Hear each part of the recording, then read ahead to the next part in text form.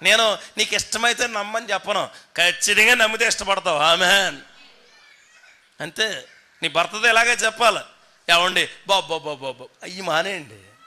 దేవుడు ఉన్నాడు, దేవుడు మనతో ఉంటాడు, మన జీవితాలను బాగుపరుస్తాడు. మన కొరకు కాకపోయినా మన బిడ్డల కొరకైనా దేవుడిని మనం పట్టుకుని ఉండాలా అనే మాట ఖచ్చితంగా చెప్పాలి. నీ భర్తకి కానీ భార్యకి కానీ నీ కుటుంబాలకు చెప్పాలి. ఫ్యామిలీ అంతా గ్యాదర్ అవుద్ది.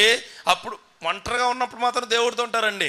ఫ్యామిలీ గ్యాదరింగ్ ఒత్తుల్లోకి దేవుడితో ఉండరు. ఎలాగున్నావు, అక్కడ కొన్నామంట కదా, మొన్న ఎక్కడ కొన్నామంట, రంగు వేయించావు ఇంటికి, బూజులుగా పట్టే ఉంటాయి, వస్తున్నారా చుట్టాలు, పనికిమాల పనులు అన్నీ కావాలా అంటే నీకు అవసరం లేని ప్రతి పని మాట్లాడతావు వాళ్ళతో. దేవుడు కృపతో నేను బ్రతుకుతున్నాను అన్న మాట మాట్లాడతావా?